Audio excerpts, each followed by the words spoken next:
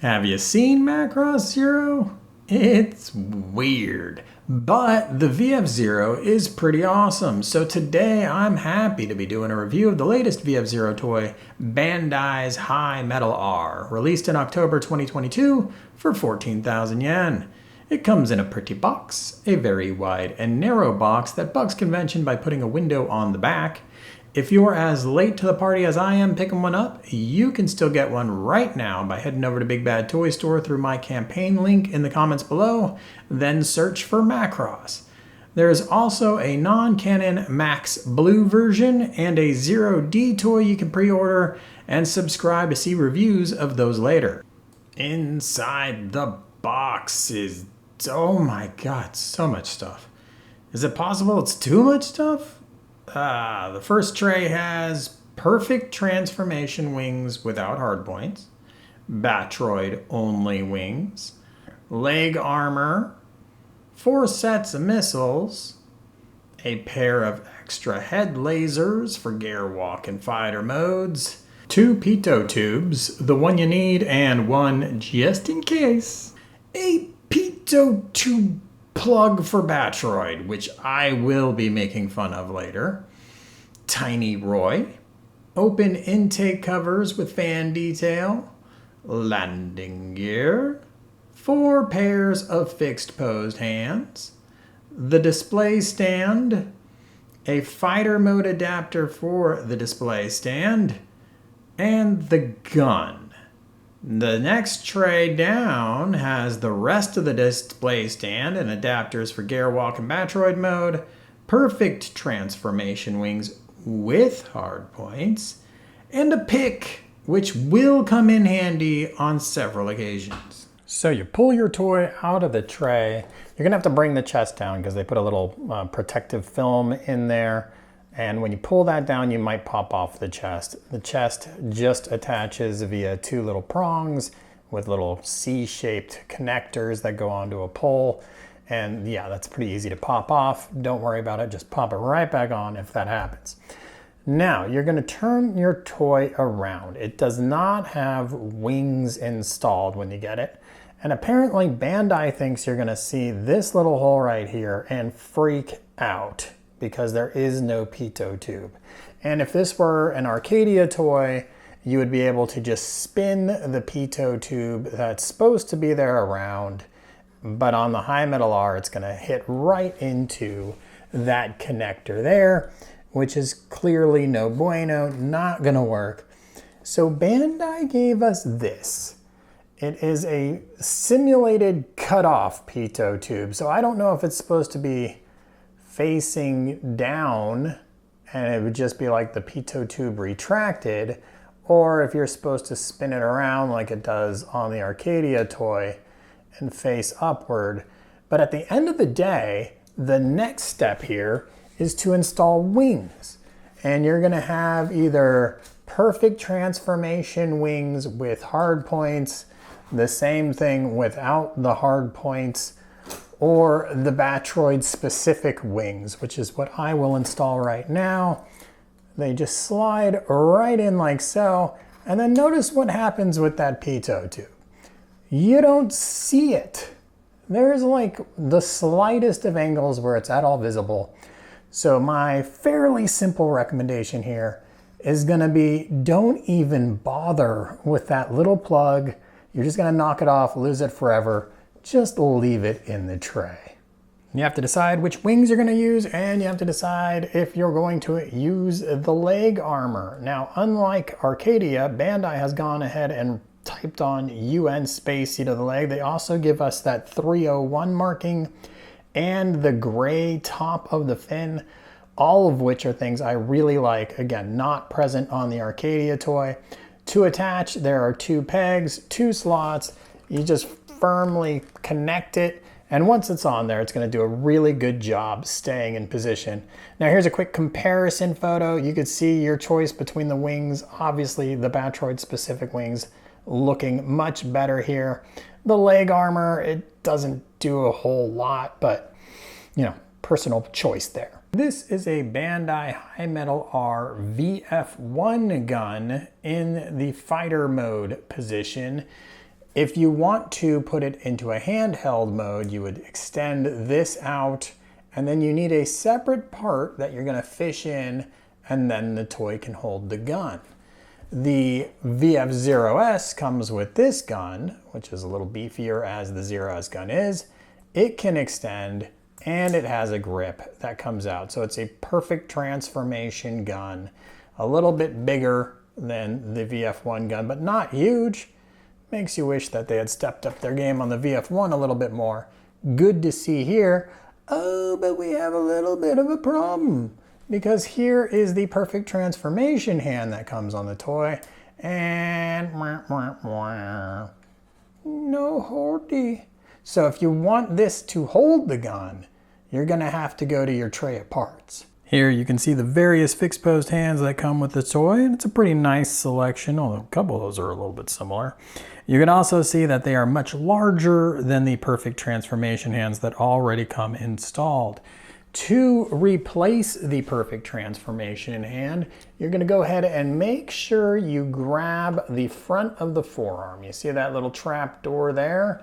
You're going to grab that, you're going to pinch it real tight, and then you're going to pull with all your might to free up that ball joint right there. And then you're going to go ahead and push this hole onto that ball joint. Yeah, that's real simple and obvious, right? If you do not keep your thumb on this little trap door, let me show you the joy that will come your way. So let's just say I'm not applying pressure there. I go to push this hand on it, and it's gonna slide right inside there. And you're gonna have to fish the ball out, which might be your first opportunity to use our friendly pick that was included. So you can go in there, kind of get that back out, close that door nice and snug, and then apply your hand. And it's not the easiest thing to do here, but there we go. And that's how you install your fixed posed hand. Well, not the premium toy that the Arcadia 160 scale is.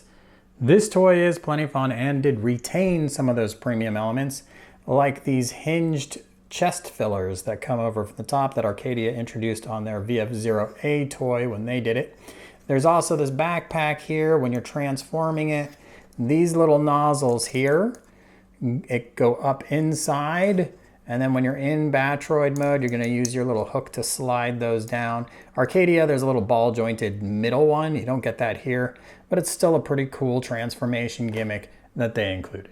So is it a good looking Batroid mode? Hell yes, it is. Here's a quick line art comparison. Arcadia and Bandai seem to disagree on how the intakes are supposed to be positioned on the hips, but either way, you can see both toys smashing it. Looks great. The Arcadia toy does have a couple little details that are nice, like the translucent plastic red on the head and the translucent yellow lights above the shoulders or trapeziuses. So a couple things that are nice on the Arcadia toy. Bandai has more marking. It's more akin, but not the same as the Arcadia Premium Finish VF-0S. The Premium Finish has even more markings than the High Metal R, so you kind of fall in between the two Arcadia releases. Still, incredibly attractive piece. Very happy with the looks in Batroid mode. And the other thing I'm very happy with is articulation. You have the head on a ball joint. It can look, look how far up that thing can look. You can do some great flying angled poses there. There is a twist at the neck, and again, ball joint. And you can lift the head up to get a little downward look to it and rock it back and forth, a little cocking. Okay, not much on the cocking. Let's see if we bring it out further. There's a little more cocking. The head is on a peg and slides up and down, and that's a transformation thing. And do check out my separate transformation guide. That has a lot of information on gimmicks here that to get the full picture. All right, so moving down to the shoulders, and you can see metal at the shoulders, and you can also see the ball joint, which is largely exposed, which means you can spin this all the way around, pivot it forward and back. Great things there. And the way the arm attaches, that means you can come straight out from the body, which is always nice to see. There's a twist point in there, and we have that extended forearm, which creates the ability to do that crazy elbow motion there. Always good to see. And then as we move down, let's get you into position. Very stiff also, so you're going to be able to do some good holding the gun poses and not have to worry about that.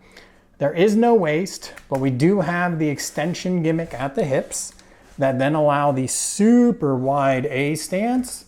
Now, unlike the Arcadia toy, this gear walk joint is not ratcheted, but it is stiff enough.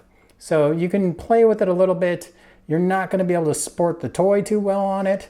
So maybe not as strong as Arcadia. And then not as strong as Arcadia again is the backward knee sweep, which doesn't even get to 90 degrees. There is an extension, and again, metal there. That lets you bring it more than 90 degrees forward. So gear walk is going to be popping. And oops, let's get that kneecap in there.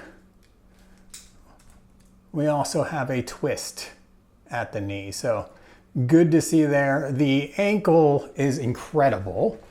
Very happy with this. So let's extend it. So it has an extension gimmick, and it has the pivot at the top of the ankle and then a ball joint below. So you can move the foot to either side of the housing, and since it's a ball joint, you can twist, you can move forward, you can move back.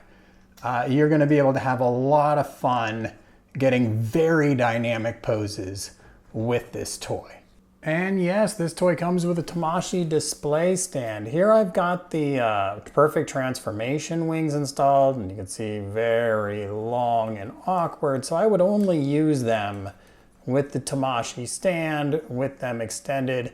When you're installing the Batroid display stand adapter, if you have that pitot tube plug-in, that is when you will lose it. And you have been warned.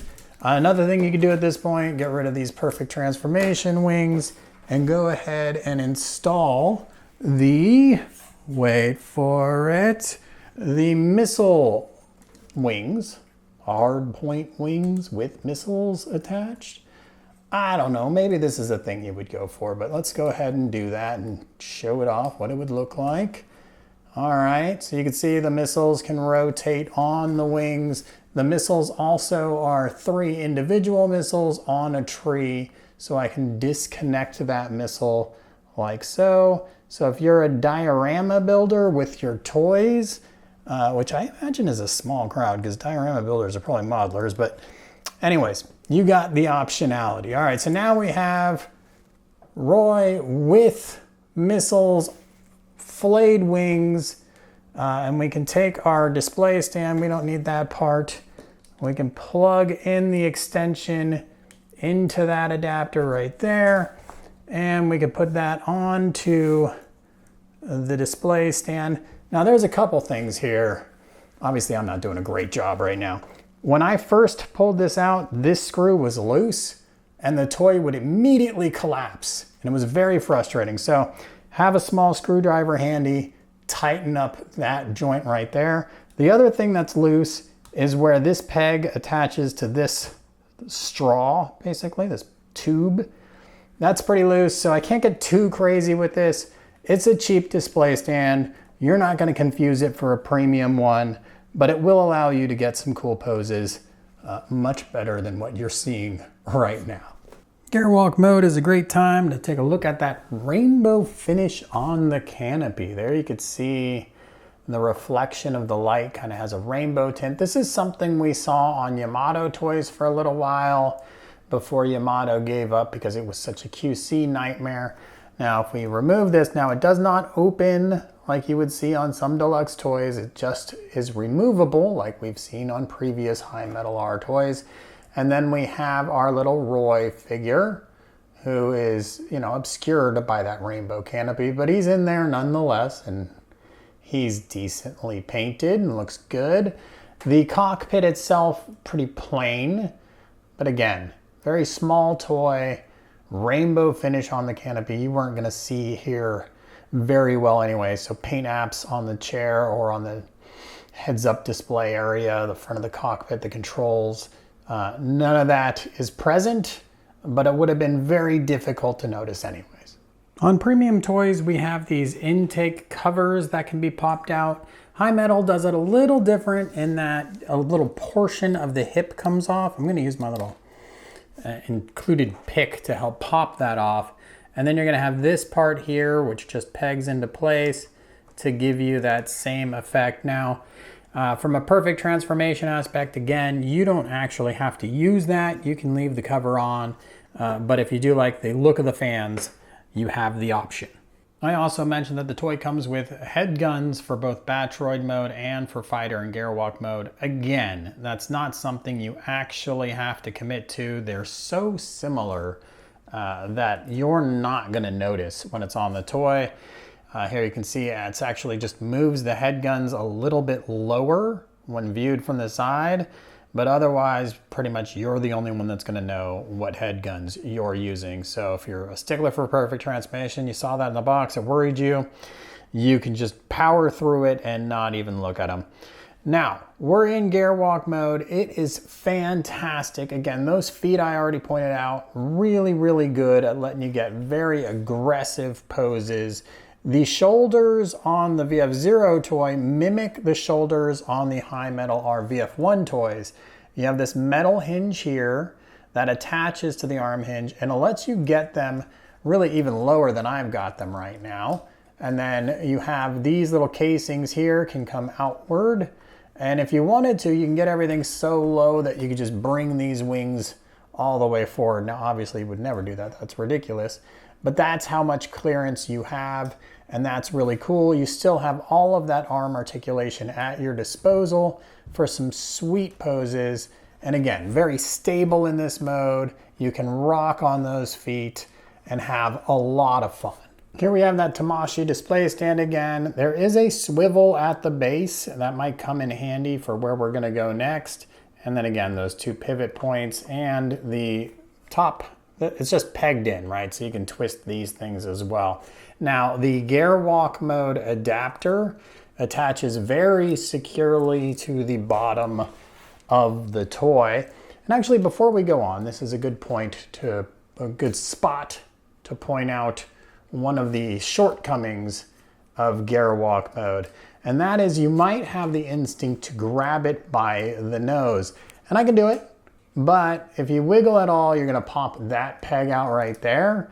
And it's a little tricky, just push down on the heat shield rather than up on the nose cone to get that reconnected, but not quite as rock solid as you would like to see. And it is on some other toys out there, so minor gripe there. But flipping the toy over, here's where the Garewalk stand adapter goes in. And they've got kind of a clever way to peg it in. This front part goes onto the peg here. The back part kind of fishes in behind the metal rod. And so between those two things, it's gonna lock into place really firmly, which is awesome. And then you can just flip it over and peg it in. And there you go. Now you've got, you can do pretty much whatever you want in Garewalk mode. Get some really cool poses. Enjoy that articulation without having to keep the toy stable. It's a lot of fun and a very impressive display piece. And here we have fighter mode, and all in all, very, very nice. That head collapsing nicely in there. Very streamlined. You have pegs that attach the arms to the legs, to the backpack. So the entire back of the vehicle, incredibly solid, very nice, tight tolerances. Nice little detail inside the feet there too. So overall, handles very well, again, provided you don't grab it by the nose cone, because there you see that peg comes right out. So that can be a little bit frustrating. If you're gonna use the display stand, you're not gonna deal with the landing gear. We'll get to that in a moment. Here is the display stand adapter. It has a couple little pegs in the front that clip right in. And then that's also rock solid. Handles very nicely. We can use the extension to go for an angled pose, or we could just peg it straight in right here. And we have a little up, down, and you can get it however you like it. So that's how it's gonna be on the display stand. Let's pull out our landing gear part. On the VF-1 toys, there's a door that you have to pop off and store separately. So on the VF-0S toy, it was nice to see that they've integrated the doors. One less part to worry about, which we've talked about a lot of parts today, so I appreciate that. So once you've got the doors open, you're gonna grab your little landing gear piece and just fish it in and give it a good push. Let's get that up a little further. And first, back, there we go. All right, once it's in, it does not angle outward like the Arcadia toy does, and I really appreciate that on the Arcadia toy. Still no rubber tire on VF or high metal toys, and it does have the silver paint. I know some people would prefer that be white, but otherwise good enough. Moving to the front, we have the 3-door bay. Again, gonna use my little hook to help me out here. Get that thing nice and open. And then we have this part here. Again, if this is the Arcadia toy, you've got rubber spinning tires, you've got an articulated tow bar. Here we have a separate piece that we just fish and peg in. And then obviously I'll do that third one, and we'll install the gun to see if there's enough clearance. Let's just take a moment to drool at this bad bird, huh? The gun is on there, plenty of clearance with those landing gear. I've loaded it out with the missiles as well as those conforming tanks slash armor slash possibly missile launchers, whatever those back leg armors are. And as you can see, it all just comes together to look absolutely gorgeous. Very line art accurate. Really, I got very few quibbles with this toy other than that one peg behind the cockpit. Everything comes together incredibly solid and wants to stay together. So I give very high marks for fighter mode. I've tried to point out the metal as we went. Toy weighs about 94 grams, which is decent for the size, but certainly not heavy. What scale is this toy? It is high metal R scale, which means about 1/100 scale, give or take. Would I rather own this toy or the Arcadia VF-0? The Arcadia all day long. But for less than half the cost, this toy is a fine runner-up, and it plays nicely with my growing high metal R universe. Was this video helpful? Give me a thumbs up. For more, check out the article on anymoon.com. Got a suggestion for a video you want to see? Leave me a comment. Subscribe to keep up with all my reviews, because I got some doozies in the making. Thanks for watching, everybody.